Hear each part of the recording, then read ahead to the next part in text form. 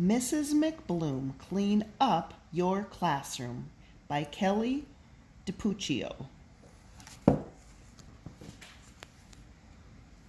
It's a fact that nearly every school from Kennebunkport, Maine to Chickaloon, Alaska has one teacher whose classroom is a sorry, jumbled up mess.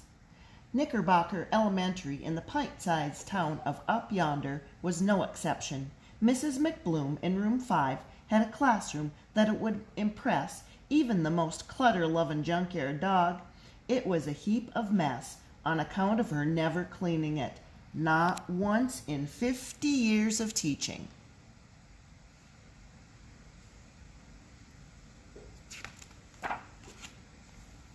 Every year, Mrs. McBloom's students yammered, "Mrs. McBloom, clean up your classroom."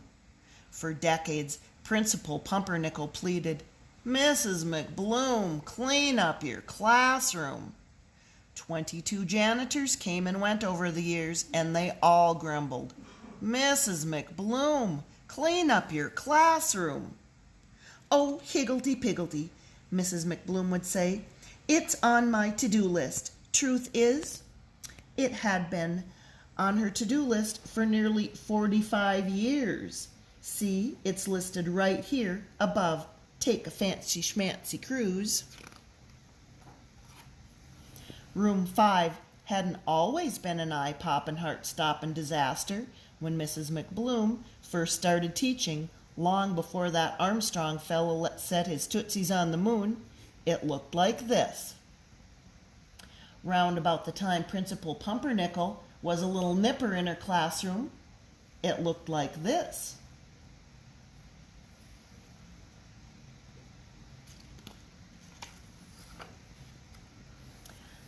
Now, 1 week before Mrs. McBloom was fixin' to retire, her room looked like this.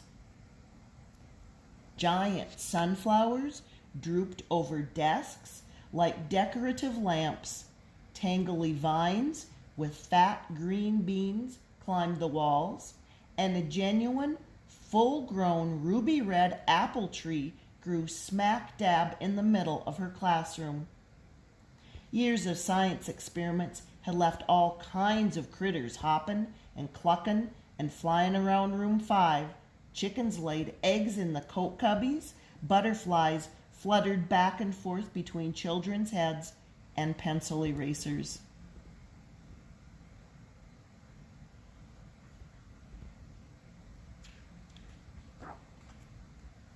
There were more books stacked in Mrs. McBloom's room than there were in the entire Up Yonder library.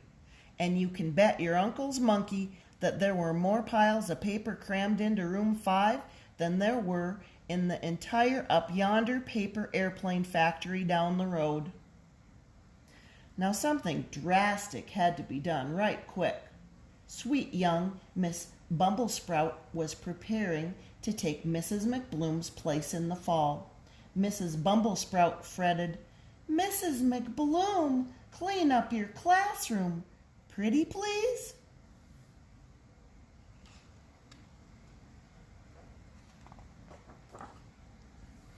"Oh, higgledy-piggledy," sighed Mrs. McBloom, searching her beehive hairdo. "I've backed myself into a pickle. How am I ever going to clean this room neatly? How am I ever going to get this room cleaned up in a jiffy?" The rooster perched on the piano belted out a hearty cock-a-doodle-doo. "That's a humdinger of an idea, Rudy. Much obliged," said Mrs. McBloom. Then Mrs. McBloom moved a cluster of frogs aside, and she wrote an assignment on the board. The assignment said, "Homework. Come up with an idea to get room 5 tidy, lickety-split. Be creative. Stretch your imagination. Use your noggin. Anything goes."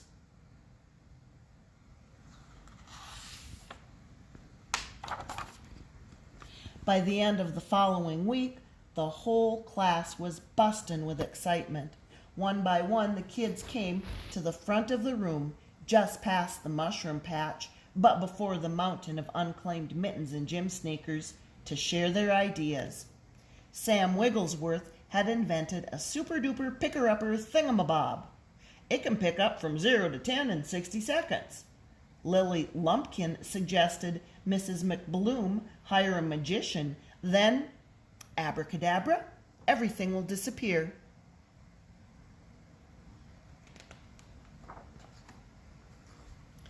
Cooper Butterbaker brought a herd of hungry goats from his daddy's farm to demonstrate their voracious appetites. They once ate a rusty pickup truck in 3 hours flat. On and on the ideas kept coming. Mrs. McBloom recorded them on the chalkboard. Georgia Peachpit was one of the last students to raise her hand. She stepped over the world globe, shooed Cooper's goats, and unrolled a colorful poster. Help Mrs. McBloom clean up her room day. All of Up Yonder is invited, Saturday, 10 a.m. If each citizen shows up to remove one item, room 5 will be tidy, lickety-split. Free eggs and apples to everyone who helps. By Georgia, that's it, hollered Mrs. McBloom. A dilly of an idea.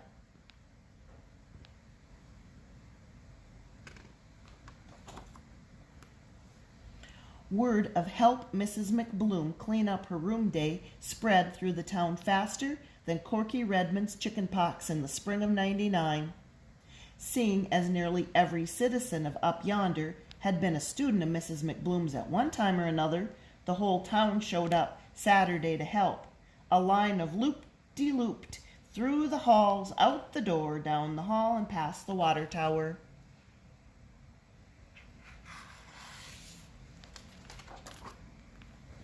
Single file, folks moseyed through room 5, picked up one item, and moved on. The Up Yonder Kazoo band had provided live entertainment. The PTA passed out free refreshments, and Mrs. McBloom got to personally shake hands with all her former students. She bawled like a baby in wet britches.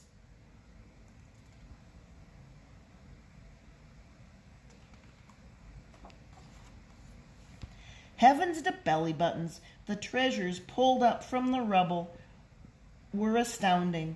Long lost works of art, important historical documents, and rare geological finds were rediscovered.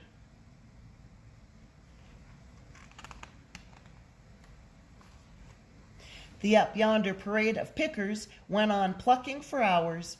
Among other things, they fished out 4 feathered quill pens, a pot-bellied stove, 3 buffalo nickels, a postcard signed by President Roosevelt, 13 petrified cupcakes, a poodle skirt, a howdy-doody coffee mug, a litter of kittens, a rotary dial telephone, and a flag with 48 stars.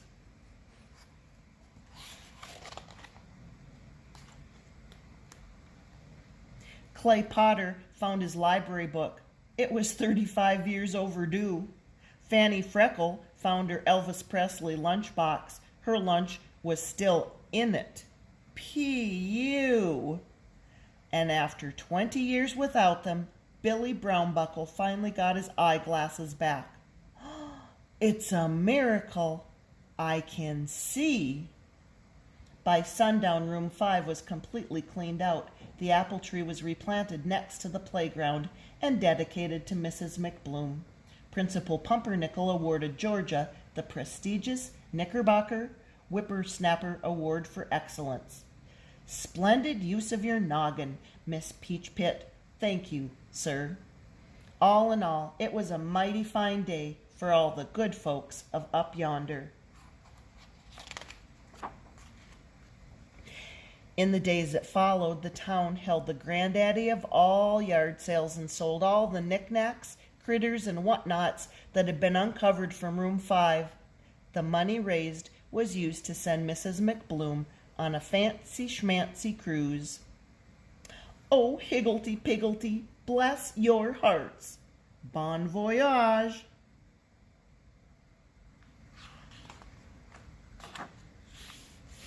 As for sweet young Miss Bumblesprout, she began her teaching career that fall in a gussied up, spiffied up, tidy room 5. Good morning, class. Open your science books. Today, we're going to plant pumpkin seeds.